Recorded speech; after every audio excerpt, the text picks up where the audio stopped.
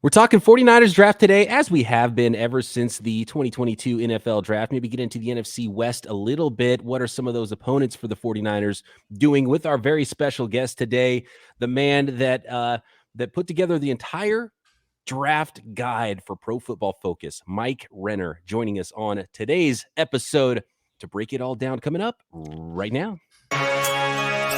You are Locked On 49ers, your daily San Francisco 49ers podcast, part of the Locked On Podcast Network, your team every day.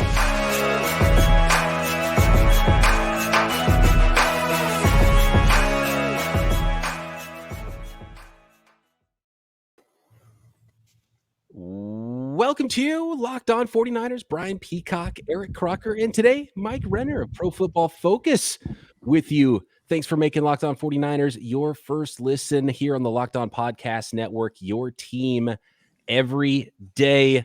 Mike, really appreciate you joining us today, giving us a little bit of time. I know it's been a super busy season for you, and I hope you are making plans for some sort of a post-draft vacation, because I assume the heavy lifting has been done before you jump right into your 2023 draft work.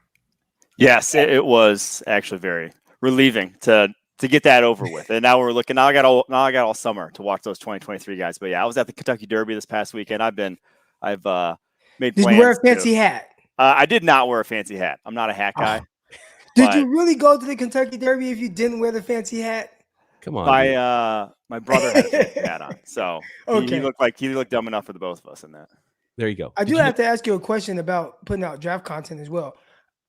Does it get overwhelming with a lot of just the responses from, I don't want to call them casual fans, but social media and how they can nitpick at every little thing that you do, whether it's a mock draft, and they hate the player that you pick for their team? And how do you deal with a lot of that? Because I'm entering that, having to put my opinion out there more on just the overall broad spectrum of draft picks and things like that.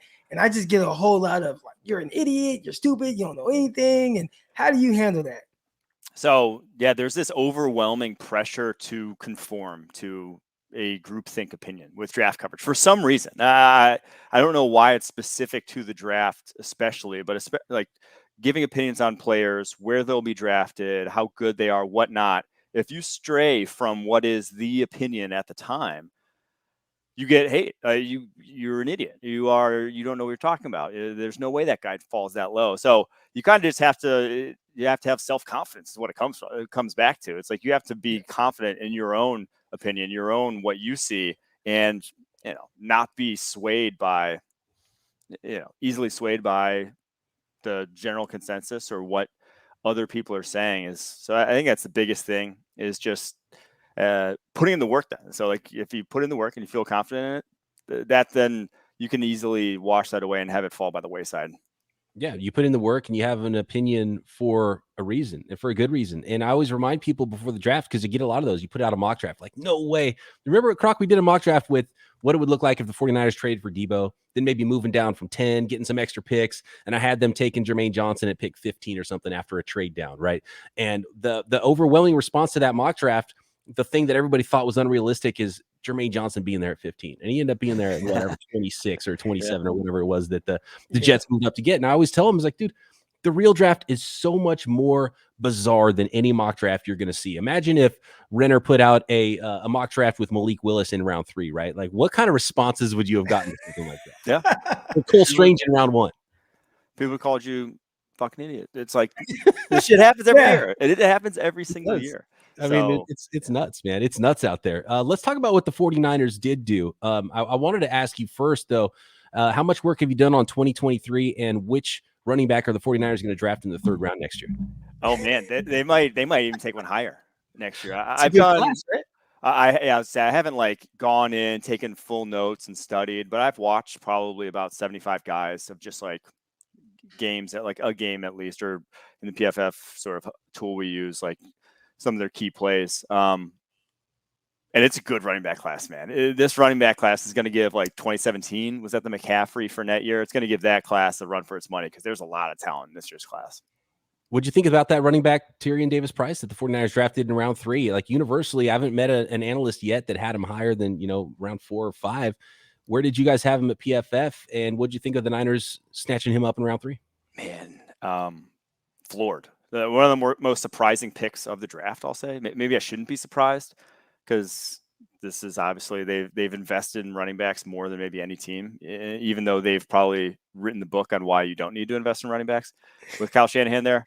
So Tyrion Davis-Price is just like a guy. He never obviously played in the SEC and, better competition, but did he ever go above and beyond that LSU offensive line? Like, did he ever, the Florida game this past year was great, but like, did he ever really overcome? I think he averaged like mid-4s per carry over the course of his career. He just kind of was a guy, not unathletic by any means, but not a super athlete, not near the guys the running backs that were taken off the board, kind of in that range. So, man, I was stunned by that pick.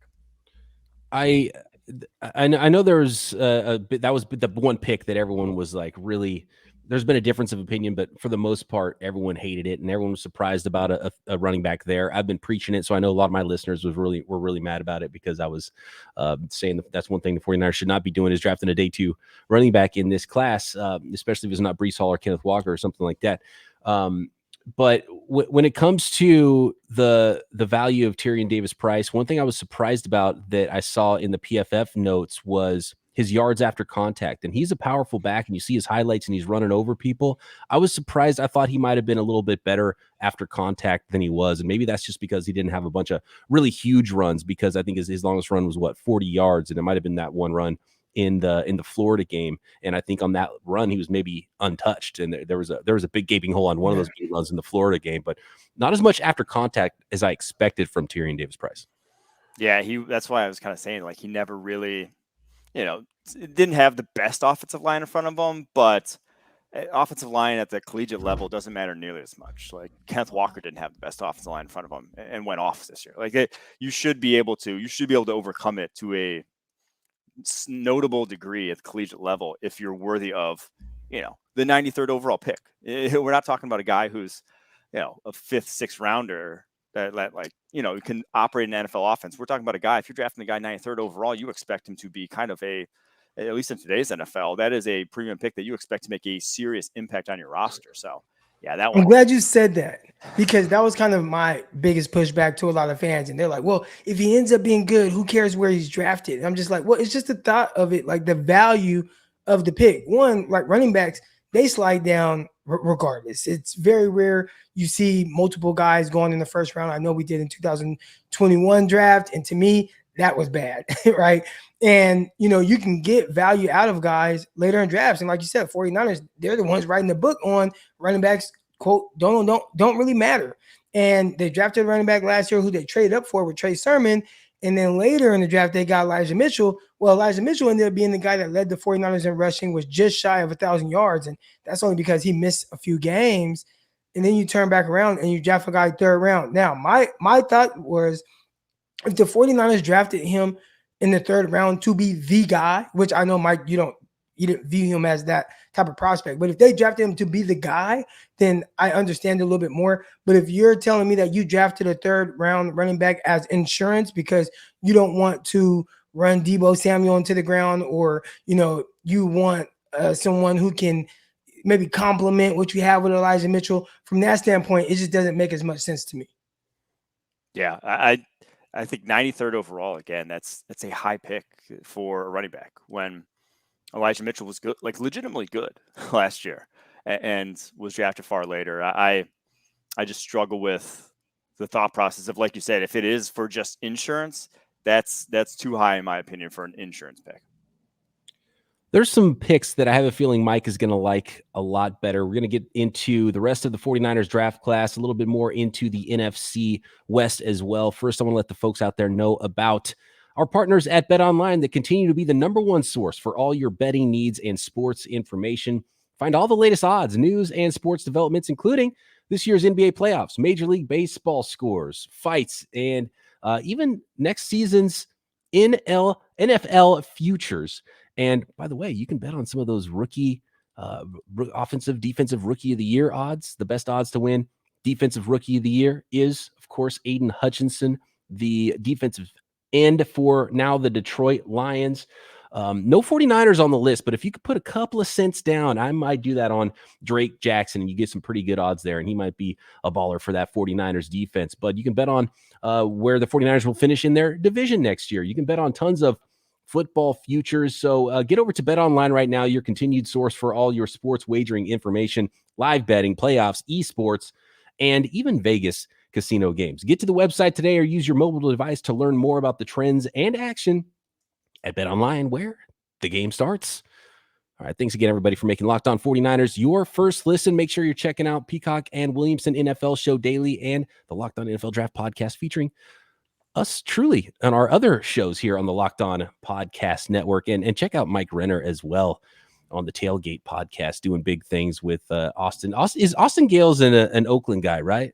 He is. Yeah, so he was a Raiders faithful. Okay. He had season tickets growing up, and now he's kind of disheartened with the state of the Raiders, as he probably should be. I could tell he had an Oaklandy vibe. I could tell by the mustache and the facial hair and just the entire persona that he was an East Bay dude. All right. Did you have, obviously you did not like the Tyrion Davis-Price pick. Did you have a favorite pick of the 49ers draft haul in 2022? It's tough because I really liked both the Drake Jackson pick and the Danny Gray selection. So like coin flip between those two. I thought, they sandwiched a running back pick very well though with those two. Do you see more than just, because when I watched the 2021 tape of Drake Jackson, I was like, oh man, where's the power? Where's the speed to power?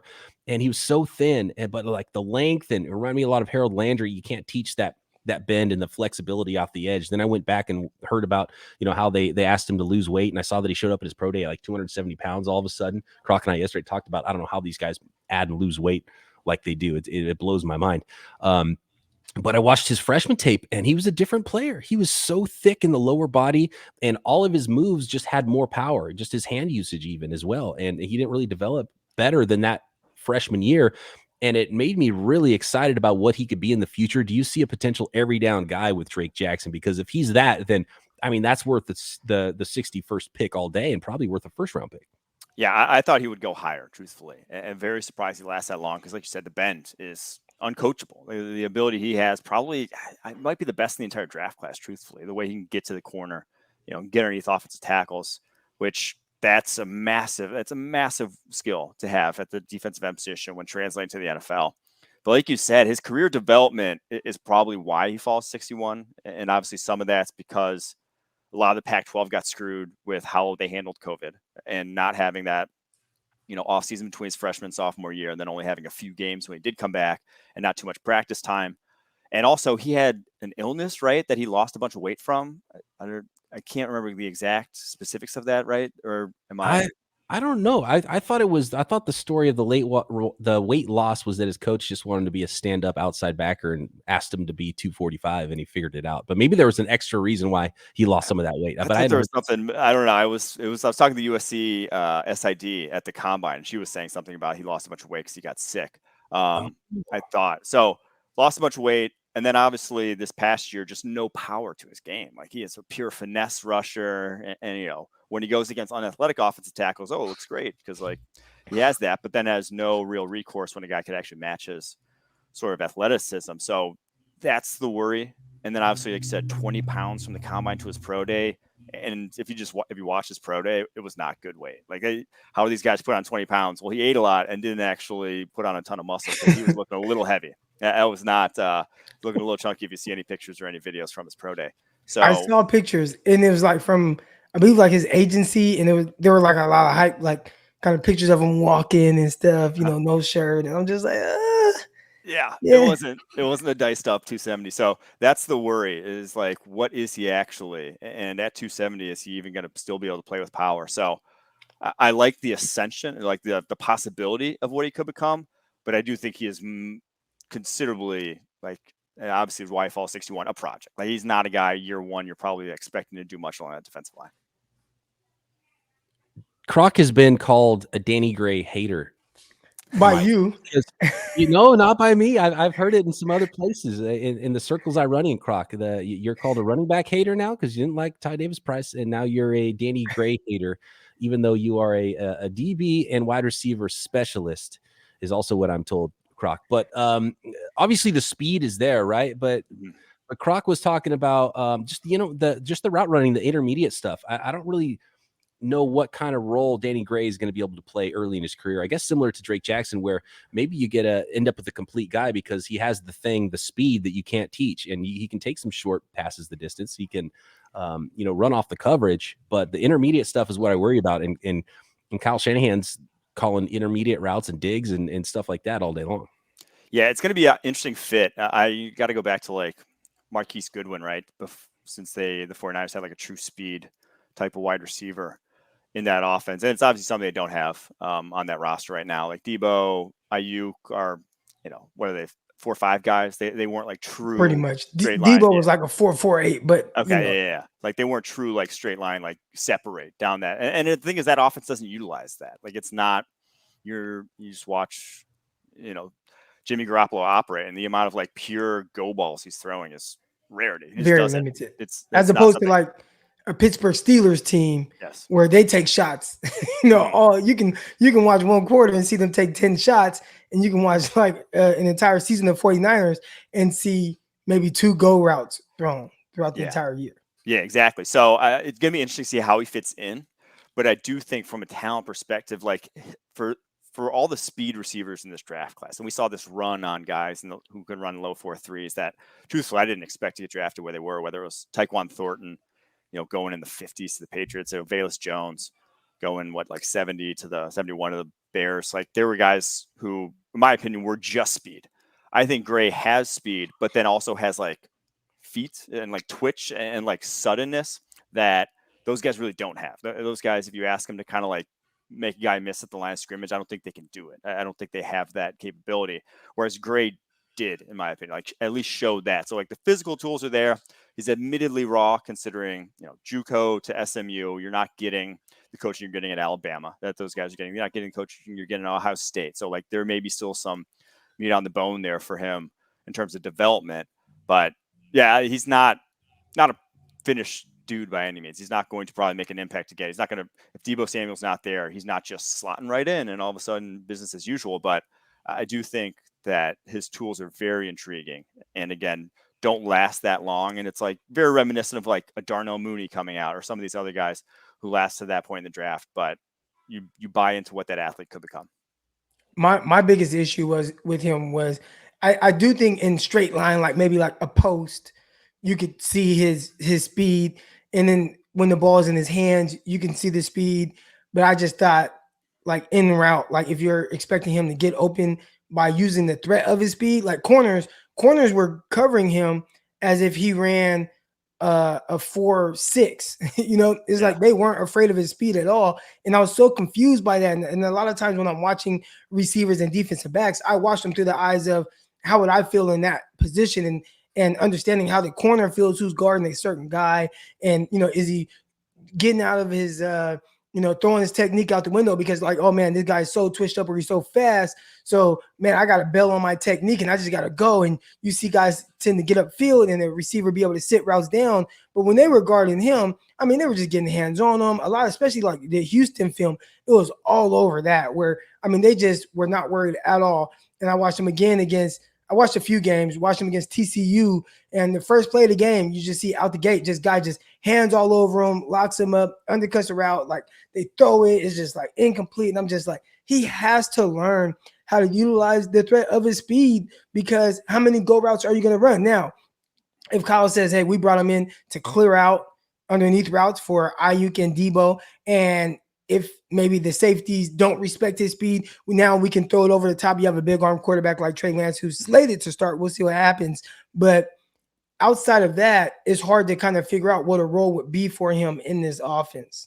I think that the last part you mentioned there about Trey Lance, I think might be the biggest reason for this pick is that it might be a different offense. We might see more of the go balls, more of the deep shots, more of those downfield routes than really ever before because, I mean, if Lance is going to win anywhere, it's with the arm.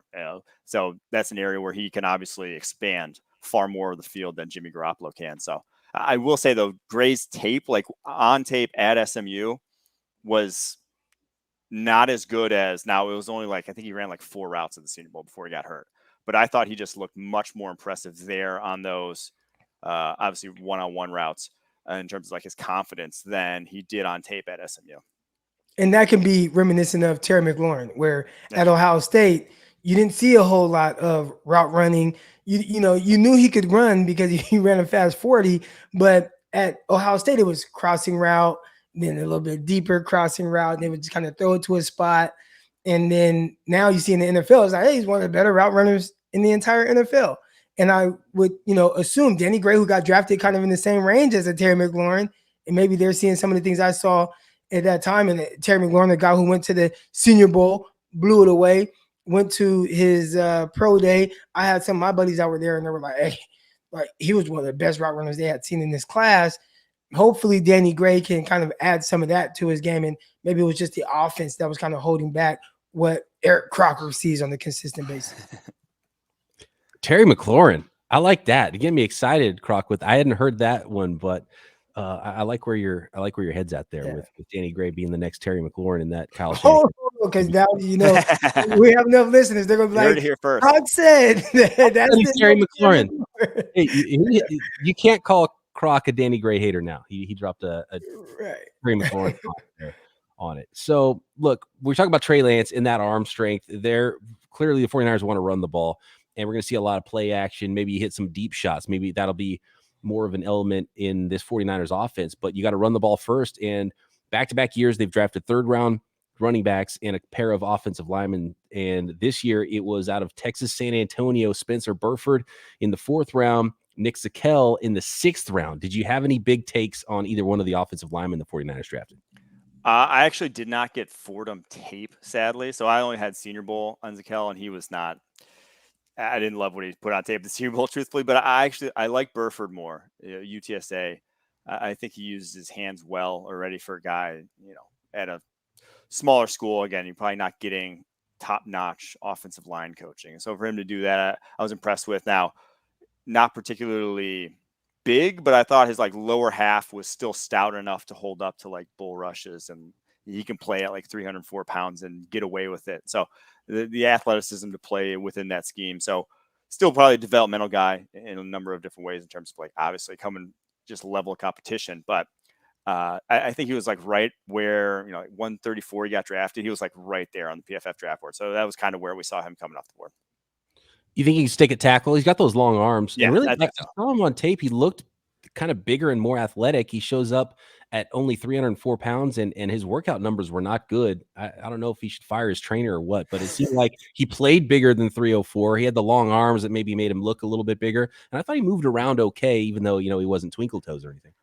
Yeah, he's more than athletic enough to stay at tackle. Now, he's not high-end developmental traits guy, but his tape was good. It was better than some of the developmental traits guys that we saw go in that range, like the Matt Waletzkos or whatever of the world. All right, more with Mike Renner coming up. We'll talk a little bit more 49ers draft and NFC West. I want to let the folks out there know about RockAuto.com first. With the increasing numbers of makes and models, it's pretty much impossible for your local chain store, or especially those car dealerships, man. They will hose you to stock all the parts you need. And why choose to spend for no reason 30%, 50%, even 100% more for those same parts at that chain store or car dealership when you could go to RockAuto.com and find reliably low prices for every customer, the professional and the do-it-yourselfer alike. Rock Auto is a family-owned business serving do-it-yourselfers for over 20 years. They have everything you could possibly need for your vehicle. Big parts, small parts, brake parts, tail lamps, motor oil. If you just need some jumper cables or some wiper blades, get your car in the shape it deserves to be in, maybe even some new carpet for the interior. You can find all of that at rockauto.com. And when you go to rockauto.com, make sure you let them know that Locked On sent you. Write Locked On in their How Did You Hear About Us box so they know we sent you at rockauto.com. Amazing selection, reliably low prices, all the parts your car will ever need. rockauto.com. All right, Mike. I want to talk about a player that has already, and we're going beyond the draft here. I know Croc probably wants to ask you about the corners that the 49ers drafted, but I already know neither one of them can tackle or catch because they play cornerback. But I want to ask you about a guy named Jason Poe who's got this and I don't know if you watched him a lot out of Mercer before the draft or after the draft, but he's got like a cult following. Like people love this guy. And Kalia Davis, the Central Florida defensive tackle that the 49ers drafted in the 6th round too. Like those training camp battles are going to be fun between those two guys because they're both like wider than they are tall. I think Poe is like 6 feet. They might be 5'11", to be honest with you, and 300 pounds. And Kalia Davis, I think, is 6'1". 300 and something pounds, and Davis might start on the pup list, so we might not get that training camp action. But I wanted to ask you about Poe specifically because people are getting super excited about him, and maybe not even as like a guard or a center, but how about him as a fullback? Poe's awesome, man. I was tweeting about him back like September last year because I was watching the Alabama tape against Mercer, and this guy was pulling, like I saw his guard pulling, and I'm like, holy hell, like he's flying. Like, this guy was like flying out to the edge. And he was actually on like our list too, because he was on Bruce Feldman's Freaks list prior to last season. So I had like the Freaks list pulled up, and I'm like, this guy's like grading out pretty well. Let me like watch more of his tape. And he can move, like he can move and is athletic on the move, not just like a guy who flies around and then all of a sudden like tries to like the Nebraska center. I don't know if you know, watch Cam Jordan's tape, but like he flies all over the field, but only tries to make contact with the guy he is lost trying to do so. Whereas Poe like could react, he could get hands on guys, like consistently found linebackers, and they could deliver a blow. Now he is 6 foot. He is tiny beyond like any offensive lineman in the NFL. I think he's going to be the shortest and maybe have the shortest arms of one if he does end up making a starting lineup. But the dude can move, and to me his tape is not that bad. Like even in pass pro, I think he's not a massive project. Reminds me a lot of like a Shaq Mason coming out, where it's just like the offense was so gimmicky in what he did, like that's not going to translate to the NFL, but he looks like, moves like NFL offensive lineman, high-end NFL offensive lineman, just doesn't quite have the size. So very curious to see how he fares if he even makes a roster. But man, that guy's, like I said, the cult like following is for good reasons because he's a unique athlete for the position. Did you see the video of him out running routes and catching passes? Yes, I did. He's actually DM'd him a few times because I was like one of the first people to tweet about him, and he like was really thankful. And so he sends me all this like stuff, and it's great, man. I'm like, dude, keep it up. However you can make this roster, dude, go for it. Do you think because of the, he's so short, the short arms as well, do you think he is better suited to maybe be a center as opposed to a guard in the NFL? Yeah, I think he's going to only be a center. I would be hard pressed to see him holding up at guard, or a lot of offensive coordinators or offensive line coaches really wanting him at guard. So I bet he's probably a center only. Croc, I know you want to ask about the corners. Well, maybe if you've heard anything on Castro Fields, and we DM'd a little bit and talked about it, but he kind of had a fall, and I didn't really know a whole lot. It's weird because we have been following each other for a few years now, but I have a lot of these prospects that follow me sometimes, so you don't really watch every single guy.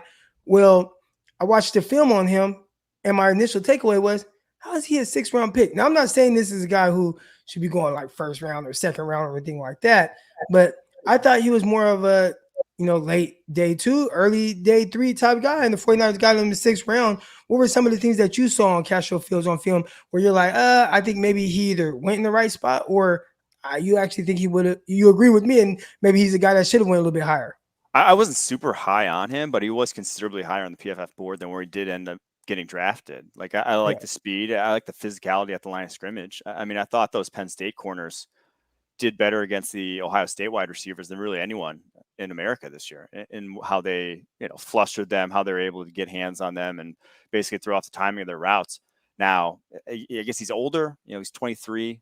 That was a lot of guys in this class, and a lot of older guys, like even like Jermaine Johnson fell because, teams covet age. That's the thing that's big on draft boards. And he is not like a true match and mirror guy. Like he does not have that level of feet. Like he is fairly clunky in his transitions from my watching, and he did not have the best Senior Bowl either, going in those one-on-ones. But I don't think that's the type of corner he is. Like he is he's a cover 3 type of corner, like a press 3 where you can like get your hands and then back off into like silo routes into his sort of vertical tree and not have to really go follow a guy around the whole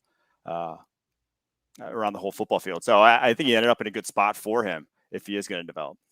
Yeah. I want to talk a little bit about the rest of Brock Purdy, Mr. Irrelevant.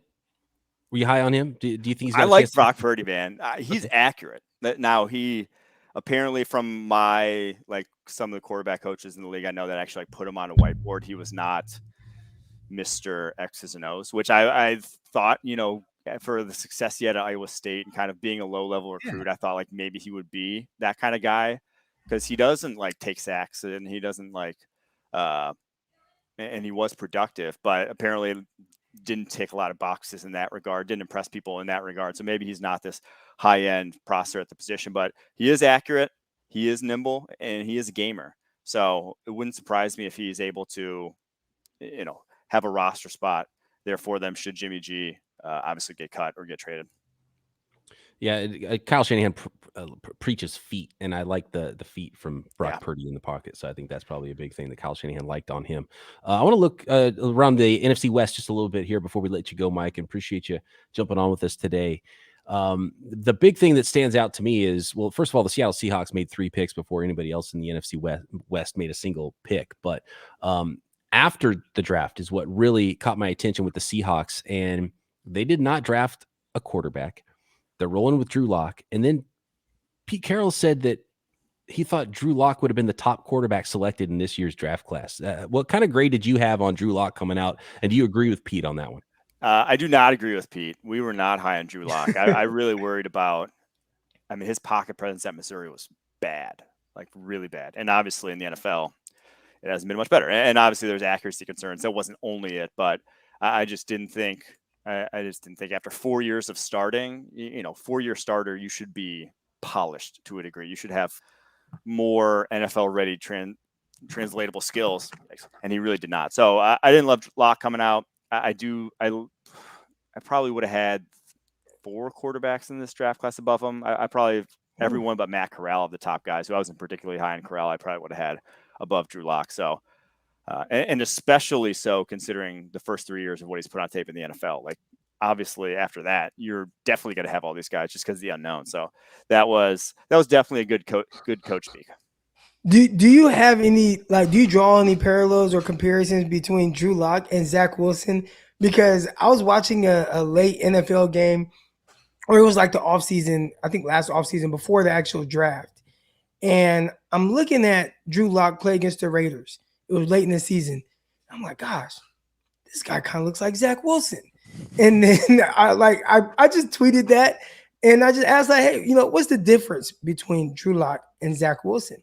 I got a bunch of answers and responses, but what I saw from Zach Wilson as a rookie was somewhat reminiscent of Drew Lock. So do you think there's any kind of comparison there with, I don't know, maybe it's the way they carry themselves, but just the way it looked, them throwing the ball, everything, it kind of looks similar to me, but I could be way off. I think their negatives are very similar. Now, I think high end or the positives, I think Wilson blows a lot of what Drew Lock brings to the table out the water, and just in terms of escapability, accuracy on the move, and arm strength as a whole, I think is better. Zach Wilson, obviously, but they both get themselves into trouble in the pocket far too often, and they're both throwing from inconsistent bases far too often when they should not be, truthfully. When maybe there's minor pressure and the little, one guard gets walked back or something, and all of a sudden they have to throw from a completely different arm angle or completely different feet position is one of their biggest weaknesses. And obviously Wilson just has to clean that up. He can't keep doing that.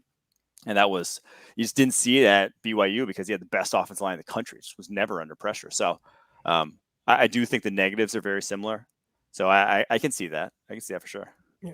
What really shocked me about the Seahawks draft is not only did they not take a quarterback, but when they were on the clock in round 3, the 8th pick in round 3, they took Abraham Lucas, nice prospect out of Washington, an offensive tackle, but they'd already taken an offensive tackle, and Ritter was still on the board, and Willis was still on the board. Corral, all those guys were still on the board. Ritter went 2 picks later to the Falcons. That was the spot where I'm looking at, second round running back. We can talk about that all day, but that was where I was like, man, they must, like, the league really must hate these quarterbacks, because, and if I would have heard Pete Carroll say that before the draft, I'd have been like, oh, he's blowing smoke up our ass. But he must believe it, because he didn't even take a quarterback there in round 3 when they were all still there.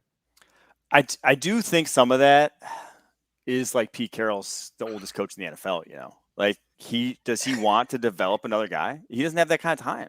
So he has to talk himself into Drew Lock. Like, he has to believe that, or else what's he going to do? Because I don't think when he came back, and obviously the Russell Wilson thing, I don't think he thought that was actually going to go through when he decided to come back this year. So he's trying to talk himself into, and Brass trying to talk himself into Drew Lock being the guy because of that. But I do think this year it's just going to be a crash and burn year. Like, they are going to be a top 5, picking the top 5 next year.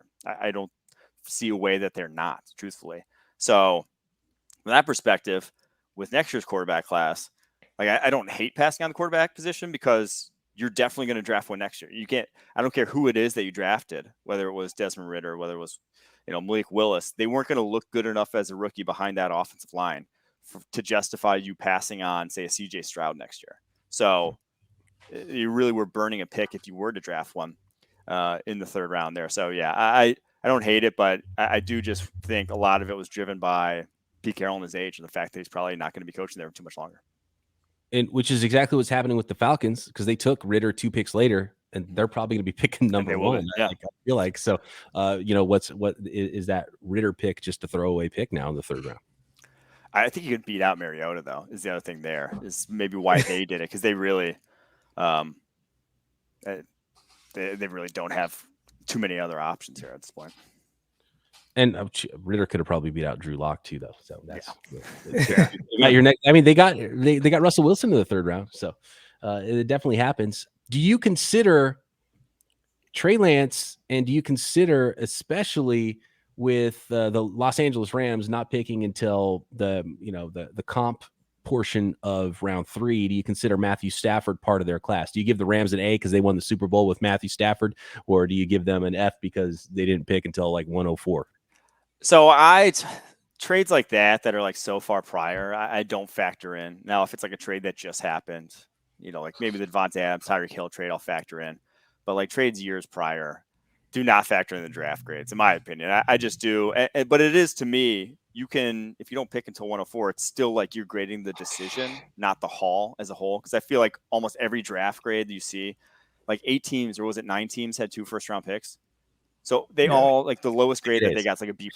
No one with 2 first-round picks got a bad grade from anyone, because they just got talent, obviously, but they were always going to get talent. So I try to evaluate the decisions made and not necessarily the total amount of talent gained.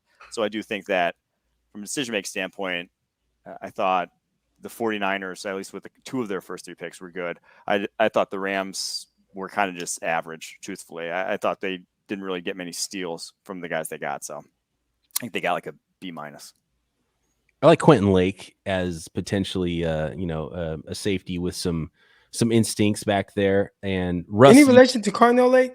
Yeah, it's his son. That's good. Ooh.